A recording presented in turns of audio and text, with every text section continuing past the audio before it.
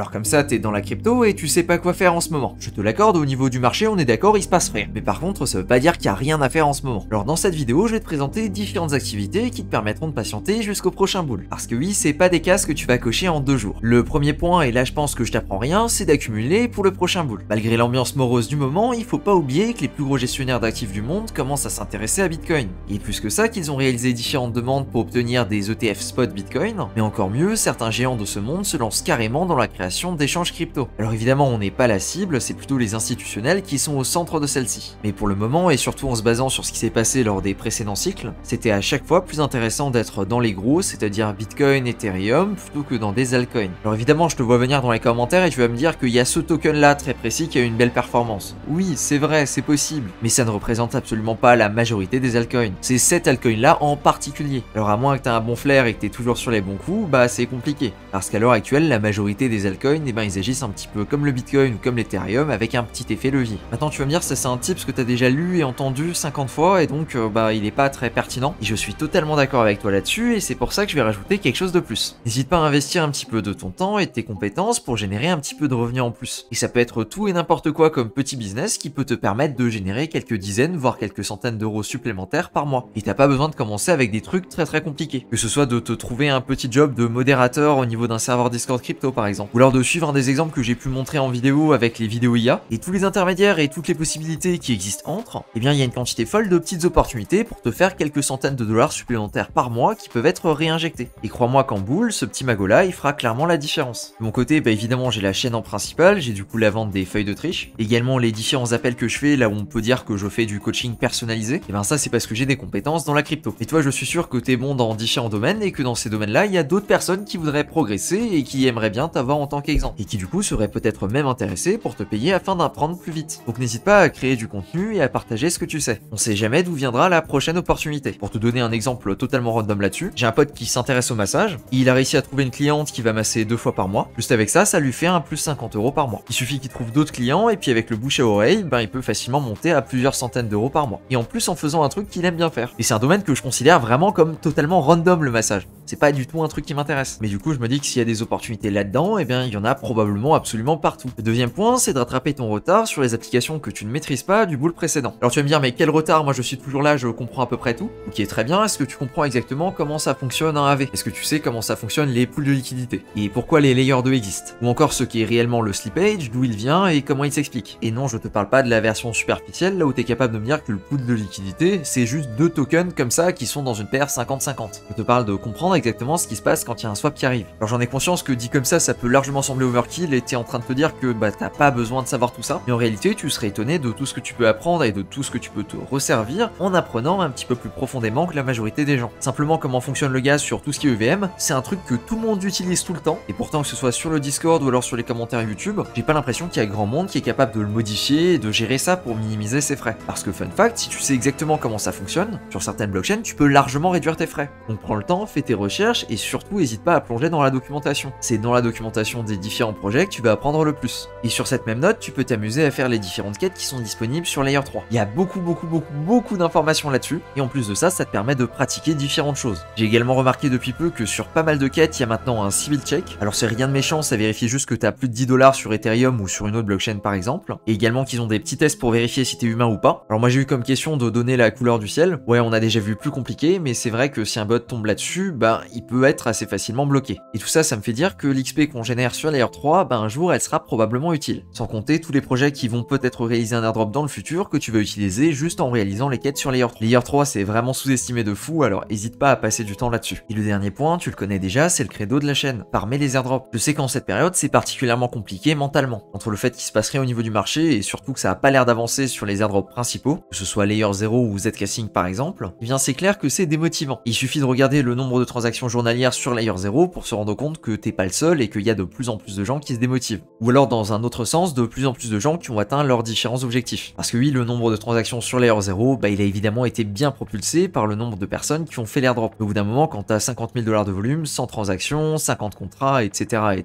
ben tu vas arrêter de faire 5 transactions par jour et tu vas peut-être passer plutôt à une transaction par mois. Ce qui à mon sens explique un petit peu cette perte d'engouement. On ajoute également la vidéo d'un certain Robert avec un brassard Layer 0 qui nous annonce qu'il n'y aura pas d'airdrop, plus le climat du moment là où la crypto c'est un désert, et tu as ce cocktail paralysant pesant dans lequel t'as l'impression que faire tout ça c'est dans le vent. De mon côté je suis bien content, ça fait moins de concurrence. Et un petit tips pour la route, ne faites pas Zora comme tout le monde. Parce que j'ai l'impression qu'il y a quasiment personne qui le joue alors qu'il y a 60 millions de fundings, mais surtout que le coût pour participer et faire des dizaines voire des centaines de transactions, eh bien il est très faible. Donc de mon côté je suis en train de décaler là-dessus. Et si tu veux mieux comprendre comment je fonctionne au niveau des airdrops, je peux te recommander une des 2 feuilles de triche que j'ai déjà sorties, soit sur Layer 0, soit sur ZK Syncara. Là-dedans tu trouveras ce sur quoi j'axe mes efforts. Je te mets du coup le lien de l'éshop directement en description. Et n'oublie pas que d'une certaine façon, les airdrops ça reste une façon de faire travailler ton capital. Certes rétroactive, mais ça reste une façon de l'utiliser. D'autant plus en étant parqué en stablecoin, t'as pas peur de payer quelques dollars de frais de swap ou de bridge, eh bien il y a quand même de quoi faire. Et si après tout ça tu manques encore d'idées et que tu ne sais toujours pas quoi faire pendant le bear, bien là malheureusement je crois que je ne peux plus rien faire pour toi. Voilà donc pour cette vidéo. Merci à toi de ton attention et sur ce je te dis à plus pour une prochaine.